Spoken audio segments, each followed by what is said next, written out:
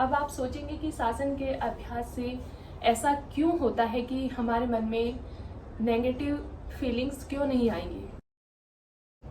नमस्कार, आज की हमारी वीडियो एक ऐसे अभ्यास के ऊपर है जिसके 5 मिनट के अभ्यास से आप अपने आप को पॉजिटिव फील कर सकते हो। आपके माइंड में नेगेटिव थॉट्स नहीं आएंगे, पॉजिटिव आएंगे। और आपके बच्चों के लिए यह अभ्यास बहुत ही इम्पोर्टेंट होने वाला है, क्योंकि आज के बच्चे गलत आदतों के शिकार हो रहे हैं। स्कूलों में भी बहुत कुछ देखने सुनने को मिलता है और आप सब जानते हैं कि हमारे समाज में आज के समय में क्या क्या हो रहा है। जी हाँ, आप सोचेंगे ऐसा कौन सा अभ्यास है जिसके करने से मन में नेगेटिव थॉट्स नहीं आते हैं, मन में पॉजिटिविटी आएगी, बच्चे गलत रास्ते की जगह सही रास्ते पर जाने लगेंगे। प्रत्येक आसन की अपनी एक इम्पोर्टेंस है, हमारे शरीर के अंगों पर उसका प्रभाव पड़ता है और उससे रिलेटेड जो हमारी एक्टिविटी है उसमें सुधार आने लगता है। कोई भी कार्य आप करेंगे उससे पहले हमारे मन में थॉट्स आएंगे।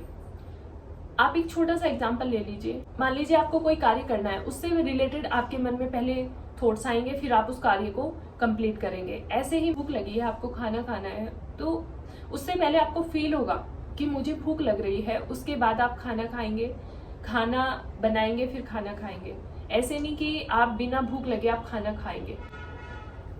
ऐसे ही मन में नेगेटिव थॉट्स भी आते हैं, पॉजिटिव थॉट्स भी आते हैं, ये हमारे ऊपर डिपेंड करता है। ये एक ऐसा अभ्यास है जिसको करने से बच्चे के मन में नेगेटिव थॉट्स नहीं आएंगे। आजकल बच्चे मोबाइल का यूज करते हैं और उन्हें लगता है कि जो मेरे फ्रेंड्स कर रहे हैं वो मैं भी करूं। उन्हें गलत सही की समझ नहीं आती है, उन्हें जो दिखता है वही सही लगता है। खासकर यह वीडियो टीनेज बच्चों के लिए इम्पोर्टेंट होने वाली है।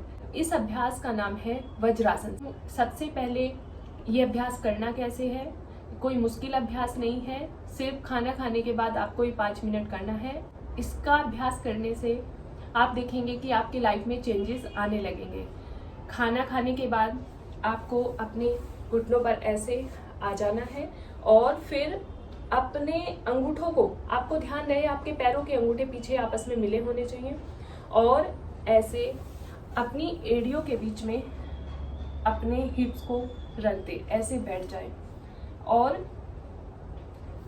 आपके हाथ आपकी थाई पर। और इन 5 मिनट में आपको एक काम करना है, सिर्फ और सिर्फ आपको अपनी ब्रीदिंग पर कंसंट्रेट करना है। आपको कोई मोबाइल यूज़ नहीं करना है, कहीं और ध्यान नहीं करना है, बातें नहीं करनी है। आपको सिर्फ और सिर्फ ये 5 मिनट अपने आप को देने हैं। ऐसे बैठ जाए और आंखें बंद, धीरे से आंखें बंद, और अपनी आती जाती सांसों पर आपको ध्यान देना है कि आप कैसे सांस ले रहे हैं और कैसे सांस आप छोड़ रहे हैं।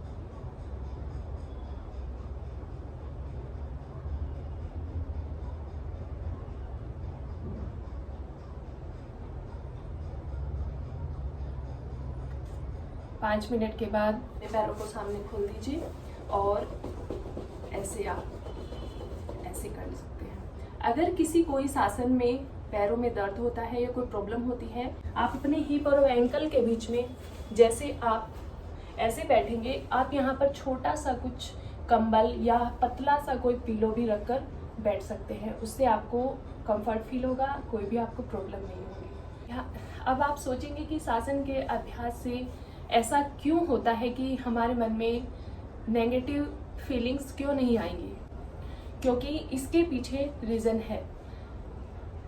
जब हम ऐसे बैठते हैं, हमारी वज्र नाड़ी पर प्रेशर डलता है। वज्र नाड़ी हमारे शरीर की इम्पोर्टेंट नाड़ी है, जिसके माध्यम से हमारी जीवनी शक्ति बहती है। इसका एक ये रास्ता है जिससे हमारे शरीर की जीवनी शक्ति बहती है, और इसी के माध्यम से हमारे रिप्रोडक्टिव और यूरिनरी सिस्टम से रिलेटेड जो स्नायुविक आवेग हैं, जिनको नर्व इम्पल्सिस कहते हैं, वो इसी पथ के माध्यम से हमारे ब्रेन से शरीर के और अंगों तक पहुंचते हैं। इसीलिए यह नाड़ी हमारे शरीर में एक इम्पोर्टेंट नाड़ी है, क्योंकि हमारी जीवनी शक्ति इसी के माध्यम से बहती है। इस नाड़ी के दबने से मन में सेक्सुअल फीलिंग्स नहीं आती हैं, और जब मन में ऐसी फीलिंग्स नहीं आएंगी तो बच्चे ऐसा कोई कार्य भी नहीं करेंगे।